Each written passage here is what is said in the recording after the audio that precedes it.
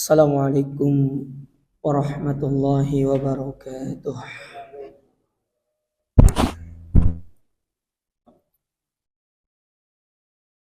Alhamdulillahi rabbil alamin. Nahmaduhu wa nasta'inuhu wa nastahdihi. Wa na'udzu billahi min syururi anfusina wa min sayyiati a'malina. Man yahdihillahu fala mudilla lahu wa may yudlil fala hadiya lahu. Wa asyhadu an la ilaha illallah wahdahu la syarika lah. Wa asyhadu anna Muhammadan abduhu wa rasuluh. Amma ba'd, kaum muslimin wal muslimat, Bapak Ibu, para jemaah yang semoga senantiasa dirahmati Allah. Alhamdulillah kita bersyukur kepada Allah Azza wa Jalla atas segala nikmat yang Allah berikan kepada kita di kesempatan malam hari yang berbahagia ini. Dengan nikmat-nikmat tersebut kita bisa kembali bertemu dalam majelis yang mulia ini, melanjutkan kembali kajian kita dari risalah yang ditulis oleh Fadilatul Syekh Abdus Salam Ibn Salim As-Suhaimi hafizahullahu ta'ala, dari kitab beliau yang berjudul Kun Salafiyan Alal Jaddah, yaitu jadilah salafi sejati. Jadilah salafi sejati. Kita masih pada bab yang berkaitan dengan Tariqul Khalas wan Najah huwa bil ittiba' wa tarkil ibtida'.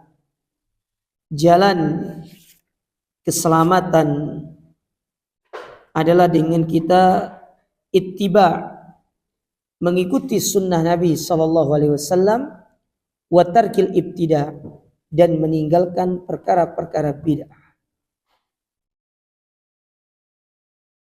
Terakhir kita membacakan firman Allah dalam surat An-Nisa pada ayat yang ke-59, di mana Allah mengatakan, ya ayyuhalladzina amanu atiiullah wa atiiur rasul wa ulil amri minkum.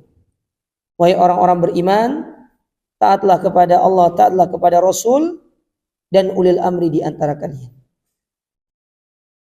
Nah, ulil amri dalam ayat ini, sebagaimana yang telah kita sebutkan pada pertemuan sebelumnya, mencakup dua kelompok atau dua golongan. Golongan yang pertama al-umara, penguasa. Penguasa yang menjalankan roda pemerintahan. Sedangkan yang kedua al-ulama, yaitu para ulama yang mengatur urusan agama dari masyarakat. Maka kedua elemen ini harus berjalan secara berbarengan. Tidak boleh satu dengan yang lainnya saling membenci ataupun mereka saling bermusuh-musuhan. Itu tidak diperbolehkan. Karena memang tugasnya umara dan ulama ini yaitu bersinergi untuk menjadikan negeri tersebut aman, damai, sehingga terciptalah stabilitas keamanan yang baik dalam satu negeri. Dan itu dibutuhkan sinergi dari kedua elemen tersebut. Jadi umara dengan ulama itu penting. Lalu kemudian Allah mengatakan, fa in tanaza'tum fi syai' farudduhu ila Allah wa Rasul. Kalau kalian berselisih dalam satu urusan, kembalikan kepada Allah dan Rasulnya. Nah, ini perintah dari Allah. Setiap perselisihan itu maka kembalikan kepada dalil. Karena setiap perselisihan itu pasti akan bisa diselesaikan dengan dalil. Ya, dengan dalil Al-Quran dan Sunnah.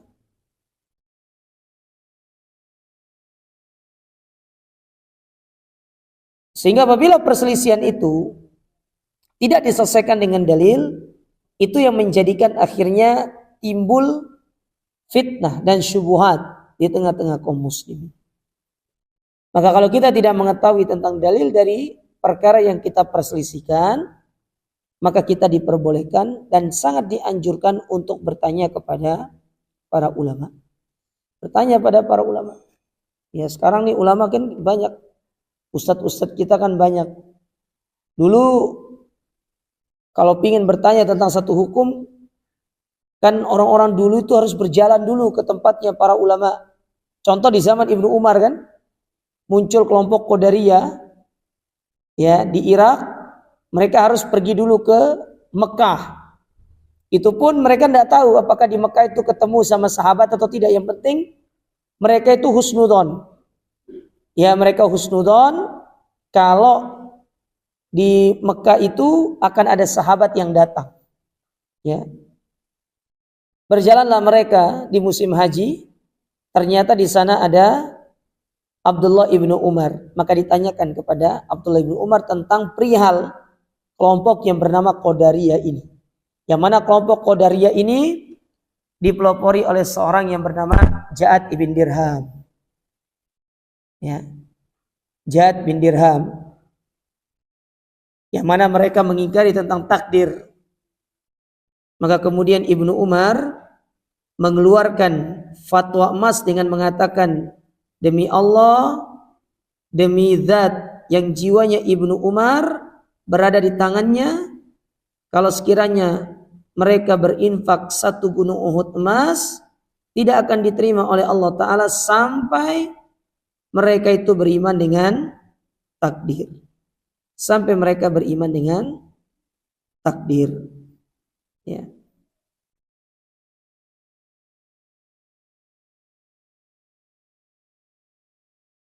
Afwan. Ya bukan Ja'ad bin Dirham ya, tapi Ma'bad al-Juhani. Ya, yang membuat kelompok Qadariyah, yaitu Ma'bad al-Juhani dan seorang yang bernama Ghailan ad-Dimashqi. Itu kelompok Qadariyah pencetusnya, seorang yang bernama Ma'bad al-Juhani, demikian pula Ghailan ad-Dimashqi. Ini bisa antum lihat dalam hadis pertama dari Sahih Muslim. Ada dalam Sahih Muslim itu disebutkan kelompok ini. Nah kita sekarang ini gampang, tinggal ambil HP, ada permasalahan di WA, Ustadznya, Assalamualaikum Ustadz, izin bertanya, bagaimana pandangan syariat tentang masalah ini? Sudah, tinggal tunggu jawabannya. Gak perlu pergi ke rumahnya. Sekarang gampang. Bisa menghubungi lewat handphone. Ya. Kalau dulu kan perlu berangkat ke rumahnya, datang ke rumahnya. Siapa tahu juga gak ada gurunya. Kalau ketemu alhamdulillah, kalau enggak balik lagi besoknya, kan begitu. Tapi kalau sekarang gampang. Tinggal di WA, tinggal tunggu jawabannya. Kalau ustadznya gak sibuk, insya Allah dibalas. Mungkin kalau lagi dalam kesibukan, ditunda mungkin balas WA-nya mungkin nanti. Tapi yang jelas dengan segala kemudahan ini, kita lebih mudah untuk mendapatkan jawaban dari setiap permasalahan-permasalahan agama. Apalagi sekarang itu banyak artikel-artikelnya, aplikasi para ustadz-ustadz kita yang dikembangkan, yang berisi tentang dasar-dasar agama. Tinggal di-download saja. Seperti salah satu aplikasi yang dikembangkan oleh Ustadz Firanda misalkan, namanya bekal Islam, ya kan ada. Beliau juga punya aplikasi namanya bekal haji, bisa dilihat seperti itu. Nanti disebutkan di situ permasalahan-permasalahan yang sekiranya menjadi permasalahan kita selama. Tapi sekarang kita baca lagi di sini, karena bab ini lumayan panjang ya. Sepertinya tidak bisa menyelesaikan tahun ini bab ini, harus tambah tahun depan. Betul, Pak Sarmin?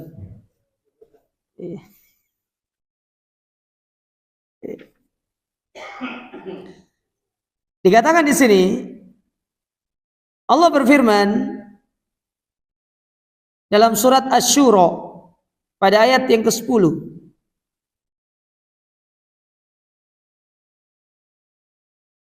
Allah mengatakan, wa makhtalaftum fihi min syai'in fahukmuhu ila Allah.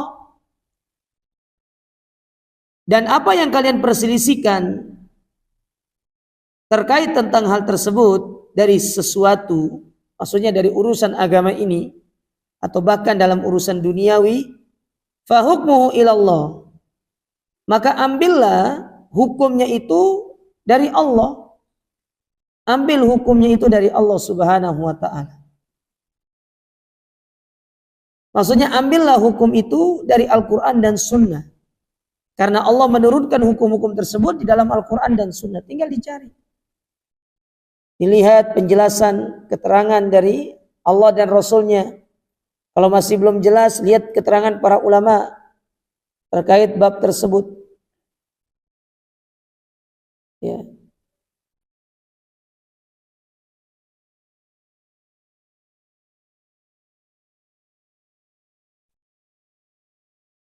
Maka kata Syekh, fama hakama fihi alkitabu was sunnatu wa syahida lahu bis-siha fahuwal haq. Dan hukum-hukum yang telah disebutkan di dalam Al-Quran dan Sunnah,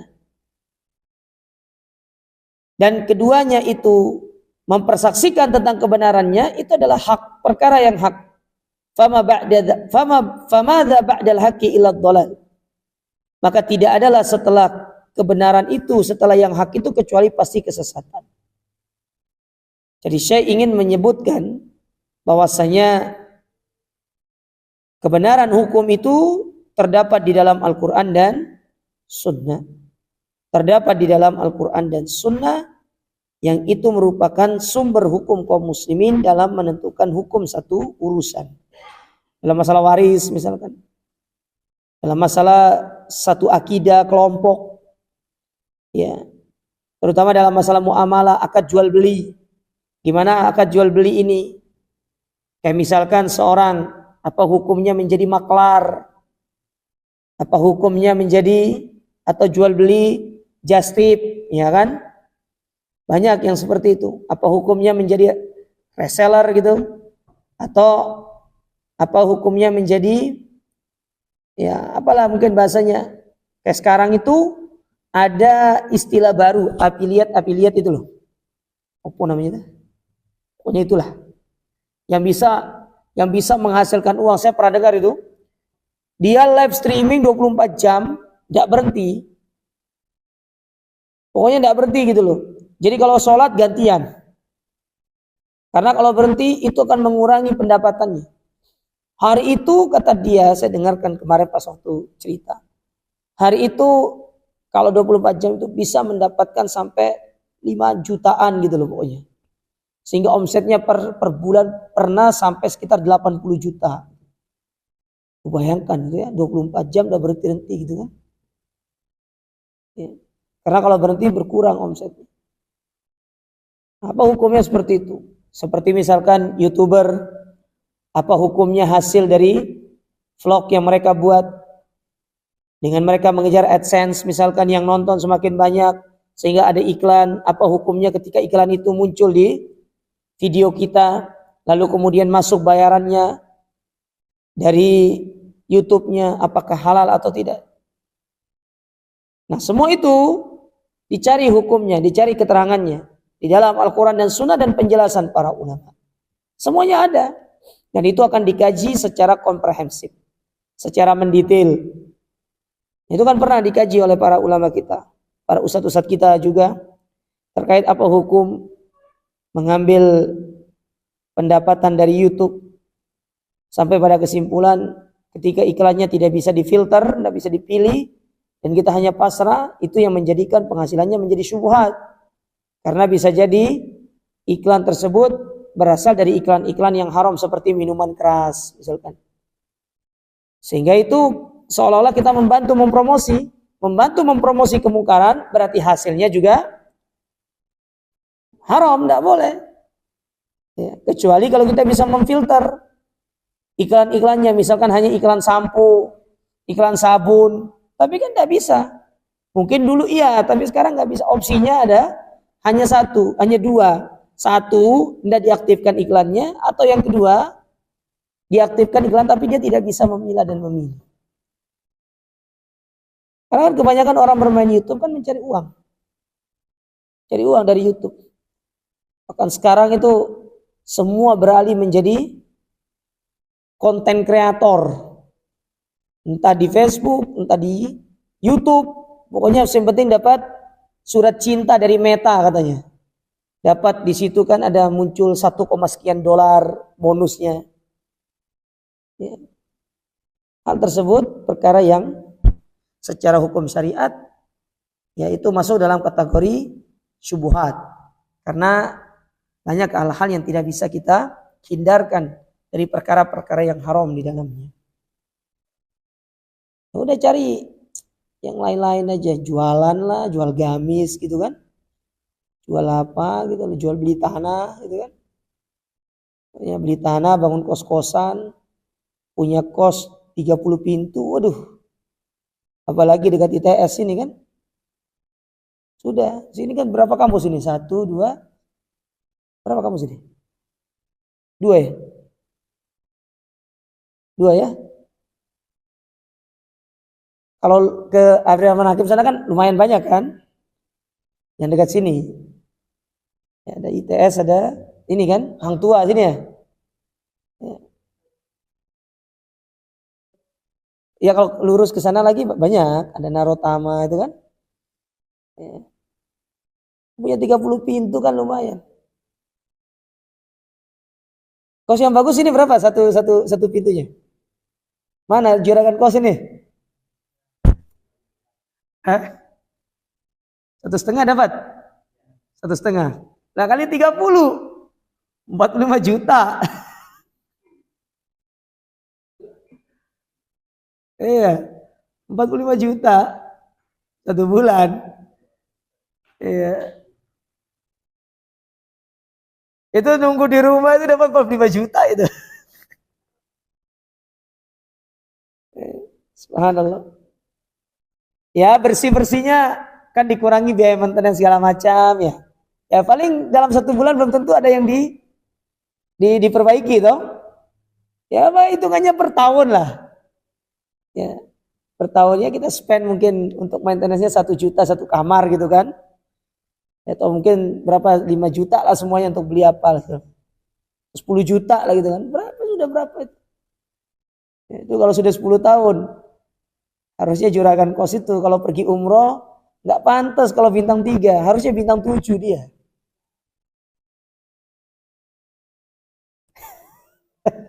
Umat lah.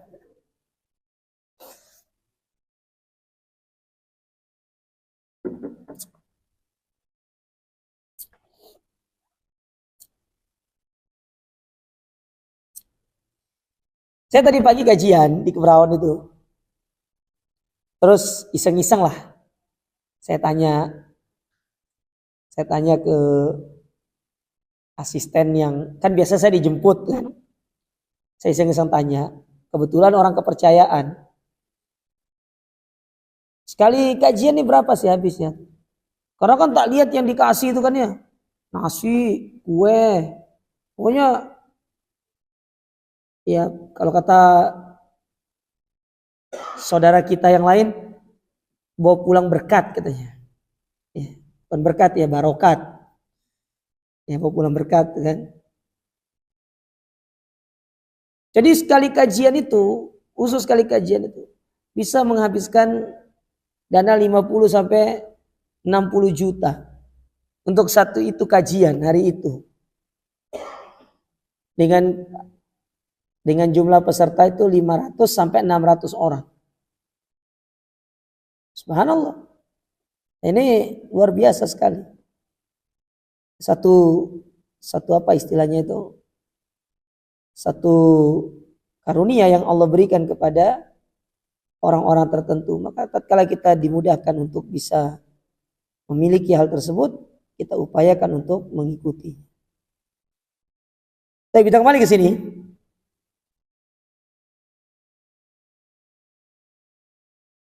Kemudian kata Syekh walihada qala ta'ala, oleh karenanya di dalam surat An-Nisa tadi, Allah mengatakan in kuntum tu'minuna billahi wal yaumil akhir. Jikalau kalian benar-benar beriman kepada Allah dan hari akhir. Kenapa di dalam ayat ini setelah Allah menyebutkan tentang taatlah kepada Allah, taatlah kepada Rasul, kepada ulil amri, dan apabila kalian berselisih dalam satu urusan, kembalikan kepada Allah dan hari akhir. Jikalau kalian beriman kepada Allah dan hari akhir. Kenapa dikaitkan kembalinya kita kepada Al-Quran dan Sunnah dari satu perselisihan dengan iman kepada Allah dan hari akhir? Kenapa demikian? Ya, dikarenakan semua itu ya, akan diminta pertanggungjawaban nanti di hari kiamat.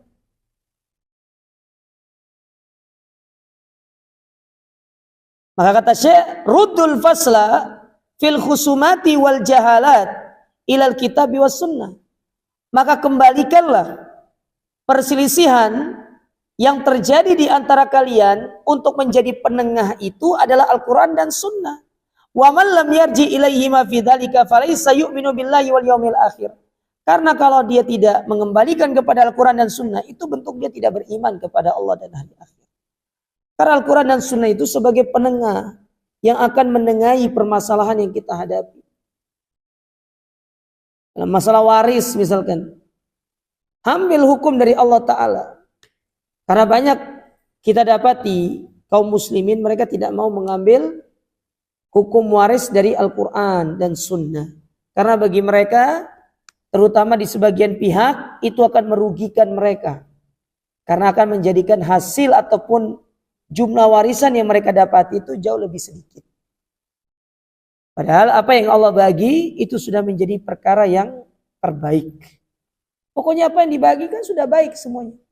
Kenapa kemudian laki-laki diberikan 2 kali bagian perempuan? Kenapa perempuan itu mendapatkan 1, laki-laki dapat 2? Itu semua sudah ada hikmahnya. Allah sudah mengatur semua itu. Allah sudah mengatur semua itu. Kenapa ibu lebih banyak mendapatkan warisan daripada istri? Kalau misalkan ibu dapat 1/4, istri dapat 1/6. Kalau ibu dapat 1/6, istri dapat 1/8. Ibu tidak bisa dapat setengah. Maksimal 1/4. Ya. Kenapa bisa demikian? Apa hikmahnya? Maka dijelaskan oleh para ulama. Karena semasa suami itu, si anak laki-laki itu hidup, istrinya itu sering dinafkahi oleh suaminya. Sementara ibunya jarang. Maka tatkala anak laki-laki itu meninggal, ibunya diberikan lebih banyak. Itu hikmah. Sementara istri telah mendapatkan nafkah itu selama kehidupan bersama suaminya. Bayangkan dia hidup 40-50 tahun misalkan. Lalu masih ada ibunya hidup. Berapa banyak nafkah yang didapatkan dari suaminya tersebut. Tidak sebanding dengan apa yang diberikan kepada ibunya tadi. Itu diantara hikmahnya. Makanya kita sebagai orang yang beriman kepada Allah, mengakui Al-Quran dan Sunnah itu sebagai putusan dari satu perkara yang kita perselisihkan, niscaya tidak akan ada yang namanya keganjalan dan ketimpangan dalam setiap keputusan Allah Ta'ala dan Rasulnya. Pasti semua ada hikmahnya. Dan kalau kita mengikuti dengan benar, kita pasti akan mendapatkan kebaikan dalam hukum-hukum tersebut. Ya. Karena banyak ya hukum-hukum yang ditinggalkan oleh manusia. Coba misalkan ya, masalah potong tangan aja diterapkan. Itu satu jenis hukum aja. Potong tangan diterapkan. Betapa banyak dana-dana negara itu akan terselamatkan dari orang-orang yang korupsi.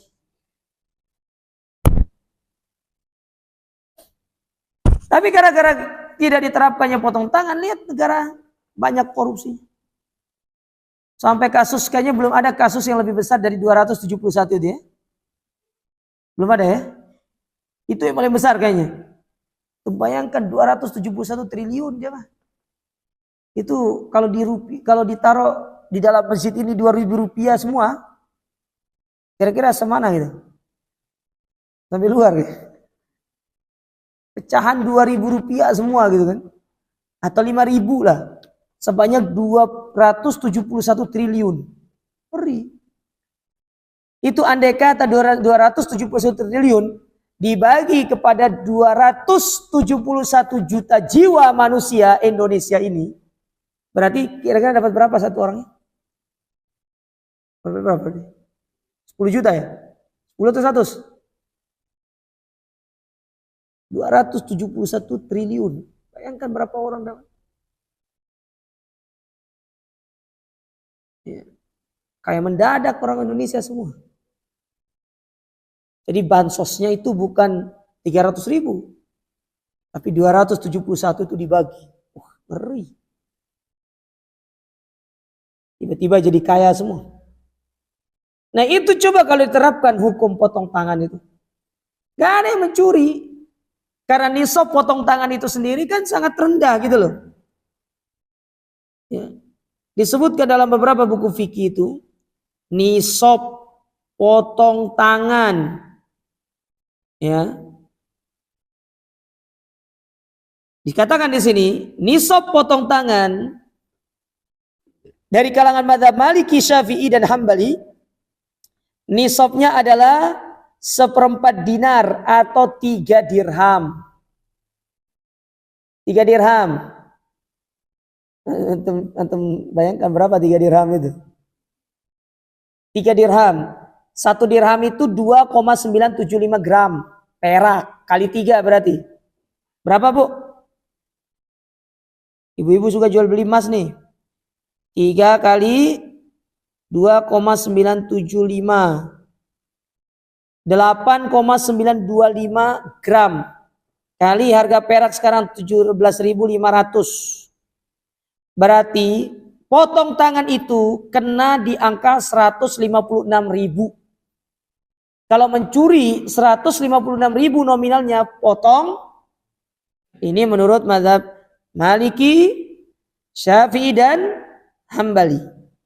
Adapun Hanafi mengambil pendapat yaitu nisabnya 1 dinar.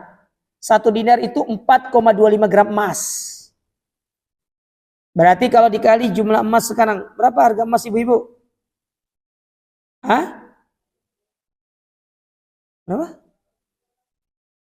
Ojo biasa. Di zaman Nabi nggak ada sing biasa. Zaman Nabi itu 24 karat semua, Bu.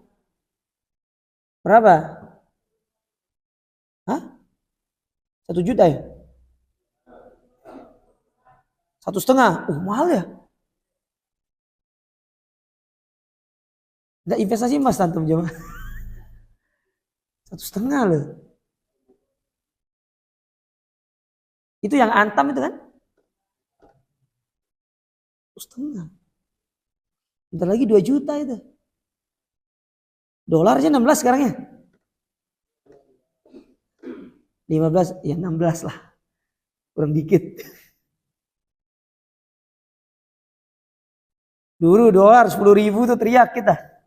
Sekarang dolar 16.000. Tenang jemaah, Allah Maha Kaya. Yang penting kita terus bekerja aja. Jadi kalau hitungannya sekarang itu 1,5, 4,25 gram emas kali 1.500.000. Kalau berarti kalau dalam mazhab Hanafi, potong tangan itu kalau nisabnya sudah sampai angka 6.375.000. Kalau segitu baru potong tangan. Kalau belum segitu belum potong tangan. Memang terjadi khilaf di kalangan para ulama dalam masalah ini. Ya. Tapi kalau kita melihat dari beberapa hadis ya. Contoh misalkan hadis riwayat Ibnu Umar yang menyatakan bahwa Nabi SAW pernah memotong tangan pencuri karena mengambil sebuah perisai seharga 3 dirham. Jadi 3 dirham pernah diambil. Ada pula Nabi SAW itu pencuri pernah dipotong tangannya yang kadarnya itu kurang dari harga perisai tadi yaitu 10 dirham. Jadi 10 dirham. Nah ini terjadi khilaf di kalangan para ulama. Cuma intinya kalau potong tangan itu disyariatkan, aman. Nah ini salah satu bentuk hukum dalam Al-Quran. Makanya Nabi SAW mengatakan tentang hukuman pencurian itu. Kata Nabi, kalau Fatimah mencuri, aku sendiri yang akan potong tangan. Bukan orang lain, aku sendiri akan potong tangan. Dan itu menunjukkan betapa tegasnya Islam itu dalam masalah menegakkan hukum. Tidak pandang buluh. Siapapun dia tetap hukumnya ditegakkan. Kemudian katakan di sini. Summa innallaha qad dzammat tafarruq. Sesungguhnya Allah Ta'ala telah mencela yang namanya perpecahan. Wa naha anit turuq wal asbab al muaddiya ilaiha. Dan melarang dari jalan-jalan dan sebab-sebab yang bisa mengantarkan kepada perpecahan.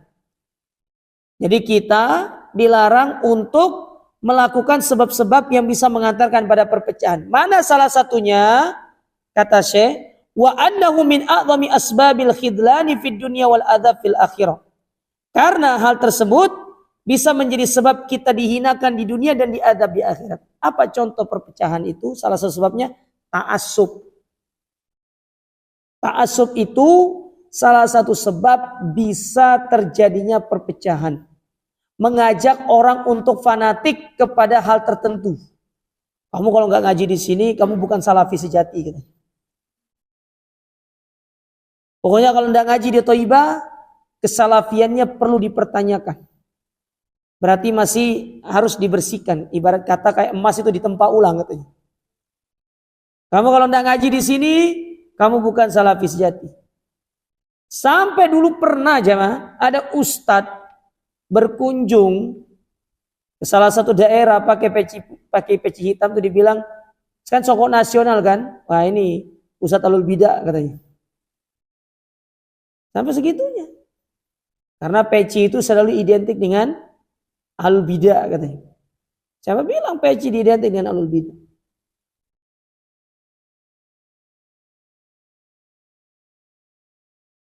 Apalagi itu sudah menjadi peci maksudnya menjadi sebuah identitas negara kita. Maka enggak masalah. Kayak sarung misalkan kan identitas orang Indonesia. Orang Saudi itu senang dikasih sarung dia. Senang dikasih sarung. Makanya para syekh itu kalau pulang habis daurah itu di antara mereka itu ada yang bawa sarung. Senang pakai sarung. Engkau kebiasaan mereka pakai jubah gitu kan ya. Kan Indonesia pakai sarung. Lokal pride gitu loh jemaah. Sarung itu Indonesia banget. Antum pernah lihat orang Turki pakai sarung sholat di Nabawi? Tidak pernah. Antum pernah lihat orang Eropa pakai sarung? Orang Indonesia pakai sarung. Sudah gitu mereknya di bawahnya lagi. Ya. Semua itu. Ada mereknya. Ada apa namanya? Gajah terbang lah mereknya apa? Gajah terbang. Terus apalagi tuh? Manggis. Ya kan? Globe. Mereknya itu kan ada di bawahnya itu. Harus identik. Makanya kan sering saya sampaikan, orang berhijrah itu tidak harus kemudian dulu dia itu masih jahil, lalu berhijrah. Ganti penampilannya, pakai gamis Pakistan. Gak harus kayak gitu. Atau pakai sarung, pakai koko seperti biasa, gak apa-apa. Baju itu tuh bukan satu keharusan harus berubah, tidak. Saya dulu masih ingat waktu masuk pondok pertama kali itu.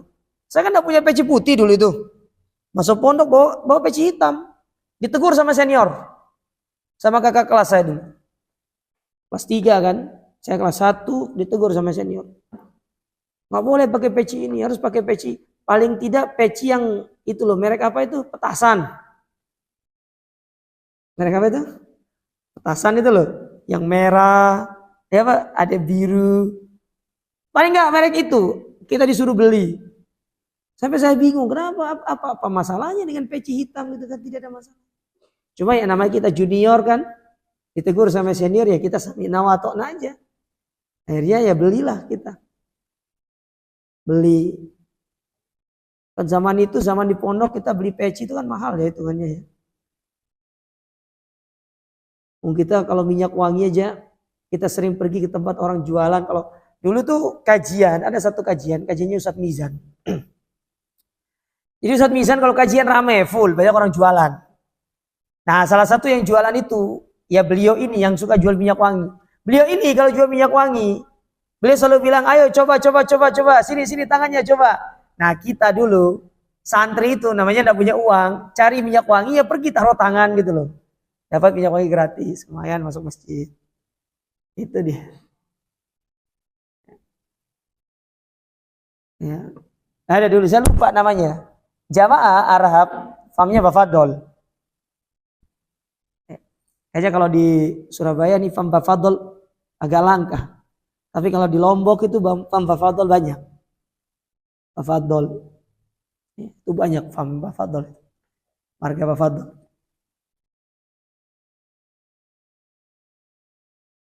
Jadi bukan jadi identik. Karena kadang banyak orang tuh seperti itu. Oh sudah ngaji ikut kajian salaf nih, berarti harus berubah dong. Yang tadinya kebiasaan pakai sarung, pakai koko, berubah. Dikasih orang semua. Kemudian beli jubah. Tau-taunya lama ngaji, dikasih tahu, paham. Oh ternyata begini penampilan itu, ndak harus semua barang-barang itu dijual semua, itu dikasih orang semua. Nyesel dia akhirnya. Ndak harus seperti itu. Berpenampilan seperti biasa. Ya. Antum kalau pergi ke pusat perbelanjaan, antum pakai pakaian yang tetap menutup aurat gitu loh. Mungkin mau pakai celana dengan kemeja, entah dengan kaos polo, tidak ada masalah. Ya.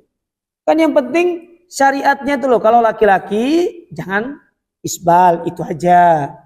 Kalau perempuan menutup aurat, itu aja. Terus kalau bisa bajunya itu tulisannya jangan yang aneh-aneh. Mungkin di sini nanti ada metal gitu kan. Ya, cari yang polos-polos saja gitu loh. Tidak ada masalah kan, banyak polo-polo polos kan untuk dipakai. Ya. Tidak ada masalah seperti itu. Mungkin kalau mau pakai peci, pakai yang hitam. Kan ada yang warna hitam itu kan. Merek petasan itu kan. Dipakai masuk, tidak ada masalah seperti itu. Style. Ya. Kenapa kita malu untuk kayak gini kan? Banyak orang malu pakai celana cingkrang. Lah mereka style-style anak muda sekarang kan rata-rata celananya cingkrang. Terus yang diperlihatkan kan kaos kakinya toh. Sepatu dengan celana itu ditutupi dengan kaos kaki, kan begitu stylenya anak-anak muda sekarang. Coba tuh melihat di jalan-jalan Tunjungan itu. Pas pemuda-pemuda kumpul di situ tuh.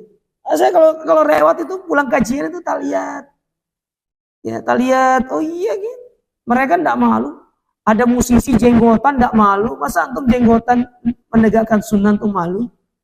Itu lihat musisi-musisi yang main piano, main apa itu, kan jenggotan mereka. Bahkan dipelintir jenggotnya diginikan. Diputar kayak gini. Kayak mau mengeringkan, ya, dikuncir apa, bahkan dibuat begini. Bahkan jenggotnya sampai menutupi semua. Kenapa kita kemudian malu? Itu kan signature-nya orang Islam. Ini tuh bukan signature-nya Salafi, bukan. Ini signature-nya Islam. Jenggot itu signature Islam, bukan Salafi. Karena kebetulan yang konsen banget dan memperhatikan masalah jenggot itu yaitu dakwah salaf. Tapi ini Islam, hadisnya jelas.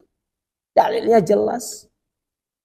Kalau dibilang yang jenggotan itu pasti Wahabi, enggak mesti. Itu banyak tuh. Jamaah tabligh jenggotan. Ya. Jamaah tabligh juga cingkrang, betul nggak? Jamaah tabligh mana-mana pakai jubah. Nah, jadi jangan ta'assub. Hati-hati dengan ta'assub ini. Bahaya ta'assub. Itu dilarang ta'assub. Dan Syekh Muhammad bin Abdul Wahab mengkategorikan ta'assub itu ke dalam perkara jahiliyah. Karena dulu mereka orang-orang Quraisy sangat ta'assub kepada kabilah-kabilah mereka. Makanya Islam datang, Muhammad datang untuk menghancurkan ta'assubiyah, al-asabiyah. Karena itu dapat menjadi sebab perpecahan umat. Nah, ini banyak nih mulai terjadi bibit-bibitnya dalam dakwah salaf ini. Aku fans boy Ustadz Fulan. Antum ngaji dimanapun. Selama Ustadz tersebut mengajak kepada akidah yang benar, manhaj yang lurus, dan yang disampaikan itu Al-Quran dan kalau antum ragu dengan satu Ustadz, antum tanya Ustadz Fulan gimana akidah dan manhajnya? Oh fadol silakan ikut antum belajar. Tapi kalau dalam pengajian isinya cuma gibah, apalagi menjelekkan ustadz yang lain, merendahkan ustadz yang lain, ya padahal ustadz tersebut juga sesama dai Ahlus Sunnah, sudah antum keluar dari majelis tersebut. Karena tujuan utama kajian itu menjadikan kita ihtiramul ilm, menghormati ilmu dan para ahlul, itu tujuan ilmu. Beda bab kalau menjelaskan tentang penyimpangan seorang dai yang menyuruh kepada kesesatan. Ini beda. Ini enggak dai sunnah, dai yang mengajak kepada kebaikan. Ada nih? Belum. Siapa yang bunyi itu? Beda bab. Kalau yang kita jelaskan itu mereka dai-dai yang menyeru kepada kesesatan. Itu bagian daripada bab at-tahdzir namanya. Memperingatkan umat agar tidak tersesat dengan dai tersebut. Taib. Allah berfirman dalam surat Ali Imran ayat 105-6. Kata Allah Subhanahu wa taala, "Wala takunu kalladzina tafarraqu wakhtalafu min ba'di ma ja'ahumul bayyinat." Maka janganlah kalian seperti orang-orang yang berselisih dan bercerai-berai setelah datang kepada mereka al-bayyinat. Al-bayyinat dalam ayat ini banyak penjelasannya kata para ulama. Yang pertama ada yang mengartikan Rasul. Yang kedua yang disebut dengan al-bayyinat itu adalah Al-Quran dan Sunnah. Ya. Banyak al-bayyinat itu.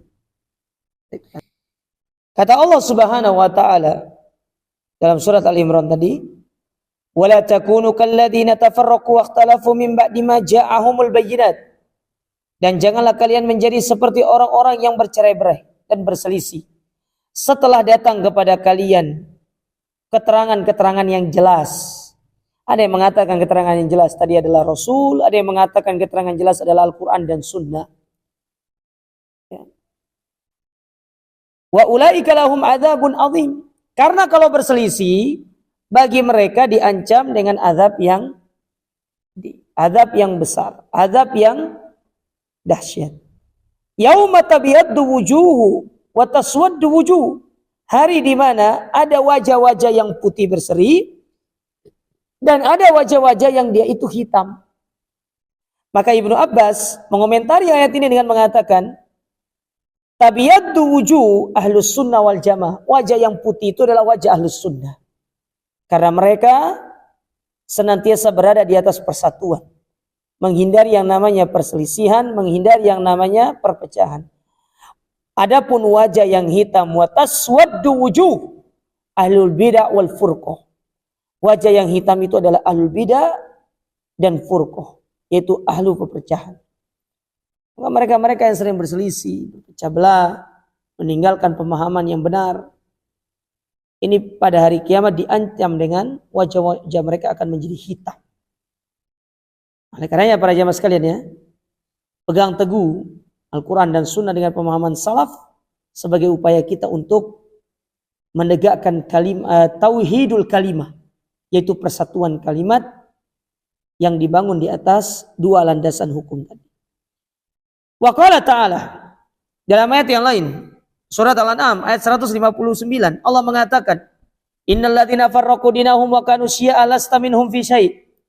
Sesungguhnya orang-orang yang farraqu, ya mereka memecah belah agama mereka dan mereka berkelompok-kelompok, lasta minhum syai', kamu bukan sedikit pun dari mereka wahai Muhammad. Innama amruhum ilallah, sesungguhnya urusan mereka akan kembali kepada Allah. Tsumma yunabbi'uhum bima kanu yaf'alun, dan kelak mereka akan dikabarkan, akan diberikan, ya akan dikasih tahu, akan dikabarkan, akan diinfokan kepada mereka dan ditampakkan semuanya kepada mereka tentang apa yang telah mereka perbuat dari perselisihan-perselisihan tersebut. Nah, lihat, bayangkan Allah menyebutkan di sini Nabi pun lepas diri dari perselisihan ataupun perpecahan yang terjadi di tengah-tengah umat. Oleh karenanya sering kita dengar banyak orang-orang mengatakan, Ustadz, kenapa sih kok banyak yang berselisih padahal nabinya satu, agamanya satu, ya Qur'annya satu, hadisnya satu. Maka kita katakan hal yang menyebabkan terjadinya perselisihan itu karena pemahamannya tidak satu. Pemahamannya diambil dari pemahaman selain daripada para salafus saleh. Wa qala sallallahu alaihi wasallam, dalam hadis riwayat Imam Ahmad, Abu Dawud dan yang lainnya, kata Nabi sallallahu alaihi wasallam, ala inna man kana qablakum min ahlil kitabi, bahwasanya orang-orang sebelum kalian dari kalangan ahlul kitab, iftaraku ala isnaini wa sab'ina millah, mereka berpecah belah menjadi 72 golongan. Wa inna hadhil ummah, adapun umat ini, umat Islam maksudnya, sataftariku ala salasin wa sab'ina millah, akan berpecah belah menjadi 73. Ingat, ini sebuah khobar yang datang dari Nabi SAW, tapi khobar ini mengandung unsur kebenaran dari kenabian. Ini maksudnya. Jadi hadis ini, kata para ulama, khobar untuk mengabarkan masa depan, dan itu menjelaskan tentang kebenaran dari kenabian Nabi SAW. Bahwasanya benar-benar beliau itu Nabi. Dan benar terjadi kan di masa yang setelah beliau terjadi perpecahan. Terjadi ya perselisihan, banyak kelompok-kelompok yang muncul, apalagi di zaman sekarang. Nah, Islam lebih banyak, 73. Lalu Nabi mengatakan 72 di neraka. Tolong dilingkari kalimat ini. 72 di neraka. Itu bukan kepastian, cuma sifatnya ancaman. Nabi itu mengancam, bukan dipastikan. Kalaupun masuk neraka, kalau misalkan, contoh ya, kalau kebid'ahannya itu hanya sebatas pada bid'ah amaliyah, ini tidak menjadikan orang satu keluar dari Islam, dan yang kedua tidak menjadikan dia kekal. Jadi bid'ah itu ada dua, ada bid'ah i'tiqadiyah, ada bid'ah amaliyah. Bid'ah i'tiqad seperti bid'ah keyakinan, kayak misalkan Khawarij meyakini pelaku dosa besar kafir gitu loh. Itu bid'ah keyakinan namanya. Seperti Mu'tazilah, pelaku dosa besar di dunia tidak mukmin, tidak kafir, tapi kalau di akhirat dia kafir, dia keluar dari Islam, dia kekal di neraka. Itu namanya bid'ah i'tiqad. Ada namanya bid'ah amal, perbuatan, seperti wirid gitu loh. Ya, wirid. Kemudian seperti doa-doa. Tergantung nanti, kalau doa-doa tersebut ada unsur kesyirikannya, dia bisa mengeluarkan dari Islam. Tapi kalau doa-doa tersebut tidak datang dari Nabi SAW, cuma disandarkan kepada Nabi, maka ini masuk dalam kategori bid'ah amaliyah. Kata para ulama, ini bisa menyebabkan dia itu tetap masuk neraka tapi tidak kekal. Berbeda dengan bid'ah i'tiqad, dia bisa kekal dalam api neraka. Sehingga hadis ini dia sifatnya ancaman, bukan sebagai satu ketetapan. Karena hadis ini yang sering dijadikan oleh ahlul bid'ah itu bilang, tuh Wahabi itu suka obral surga neraka katanya. Ya di sini. Padahal sebenarnya bukan kita ngobrol, Nabi yang ngomong.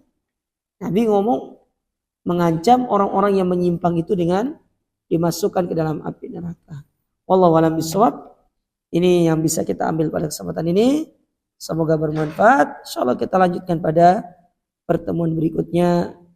Aku qouli hadza, subhanakallahumma rabbana bihamdika, asyhadu an la ilaha illa anta astaghfiruka wa atubu ilaik. Kita ketemu tahun depan ya Pak Sarmin ya. Insyaallah. Akhiri, assalamualaikum warahmatullahi wabarakatuh.